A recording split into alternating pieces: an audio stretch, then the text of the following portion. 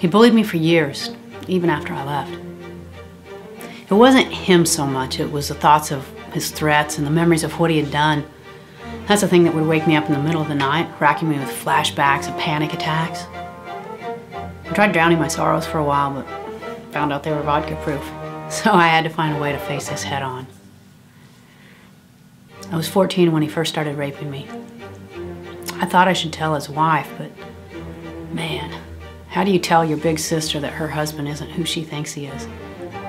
And short of showing up at the breakfast table wearing a shirt that said, "My brother-in-law molested me and all I got was this lousy t-shirt," I had no clue how to start that conversation.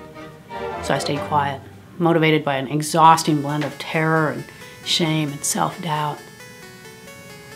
I thought it would end, but it didn't. And as the years went by, I began to wonder how I was ever going to get out of this prison that nobody even seemed to know I was in. Sure, there were times when I wanted to tell. There were times when I so desperately wanted help that I figured the alternative to silence, whatever it was, couldn't be as bad as this. But the day that he took me out to an open field and showed me where he'd bury me and told me exactly how I'd die, he made a very convincing argument for remaining silent.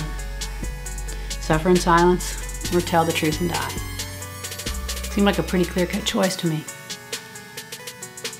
I wanted to think if I ever did tell my sister that she'd believe me. She was 10 years older than I was, and I had idolized her from the day I was born. She knew I'd never make up something like this, and I'd never do anything like this to hurt her. But by the time I finally found the courage to tell her my secret, I guess she just had too much invested in that marriage. She had too much to lose, so it was easier for her just to lose me. And besides, nobody wants to think that's really happening in their family. Nobody wants to believe they got it that wrong. So that's when I packed up my bags and moved to Texas, where I could lose myself in more ways than one. It took a long time to figure out that I couldn't run from what I carried with me, and that the past could only hurt me if I continued to let it. By the time I figured that out, I had bottomed out so hard in so many different ways that it didn't seem there was a whole lot left to rebuild. You know, they say that life doesn't give you do-overs, and I was fine with that because I didn't want to do any of this over. So instead, I tried to do better. I stopped listening to the voices in my head, the ones that said I was worthless and that I deserved everything that had happened to me. I stopped cutting myself and started caring for myself. And one day I woke up and I realized I wasn't scared anymore. And I wasn't bleeding inside. I had beat my bully.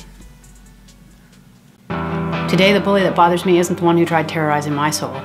It's the hundreds of thousands of bullies out there who are walking around doing the exact same thing to little boys and little girls just like me. It's the bullies out there who are wearing the clothes of our coaches and our priests and our family and friends.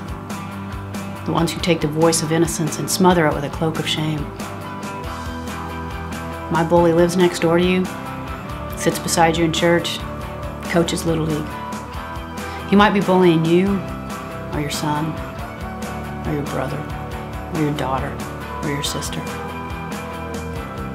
And the only way that we're ever going to stop this bully is to take away the one thing that protects him: silence.